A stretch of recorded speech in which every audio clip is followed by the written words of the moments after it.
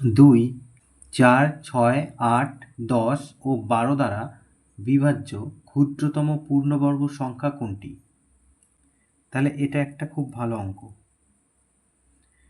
এখানে কি করতে হবে? এখানে প্রথম কথা হচ্ছে যে ক্ষুদ্রতম জিজ্ঞেস করেছে, তো তার জন্য আমরা কি করব? এদের লসাগু।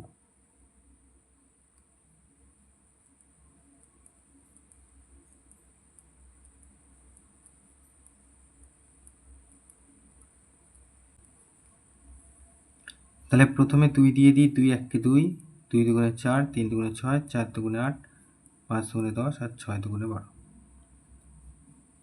এরপর আবার 2 দিয়ে দেবো, 2 1 কে 2, 3, 2 দুগুণে 4, 5 আর 3 দুগুণে 6।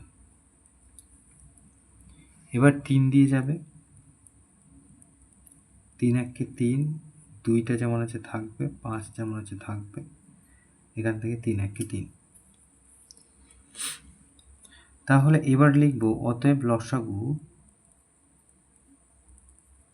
সমান সমান 2 গুণ 2 গুণ 3 গুণ 2 গুণ 5। একগুলো লেখার কোনো দরকার নেই, এক গুণ করলে যেটা থাকে সেটাই হয়। তাহলে 5 দুগুণে 10, 3 10 30, 30 দুগুণে 60, 60 দুগুণে 120। তাহলে এখন এখানে প্রশ্নে আমাদের জিজ্ঞেস করেছে যে ক্ষুদ্রতম পূর্ণবর্গ সংখ্যা কোনটা।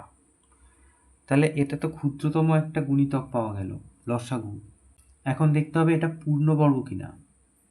পূর্ণবর্গ হতে গেলে জোড়ায় জোড়ায় সংখ্যা গুণ করা থাকতে হবে। তাহলে 2 জোড়ায় পাচ্ছি এখানে, এখানে 3 জোড়ায় নেই, একটা কম আছে, এখানে আরও একটা 2 জোড়ায় নেই, এটা একটা 2 কম আছে, এখানে 5 জোড়ায় নেই, একটা 5 কম আছে। তাহলে এটাকে আমরা পূর্ণবর্গ যদি বানিয়ে দিতে পারি তাহলে সেটা উত্তর হয়ে যাবে। তাহলে এটাকে পূর্ণবর্গ বানাতে গেলে আমাদের একটা 3, একটা 2 আর একটা 5 গুণ করতে হবে। তাহলে অতএব একটি পূর্ণবর্গ সংখ্যা এই 120, তার সাথে একটা 3, একটা 2 আর একটা 5 গুণ হচ্ছে।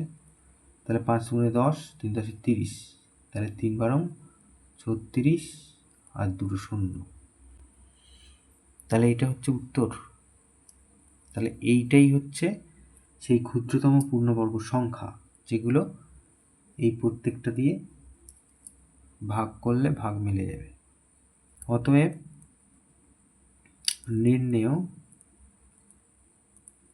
ক্ষুদ্রতম পূর্ণবর্গ সংখ্যা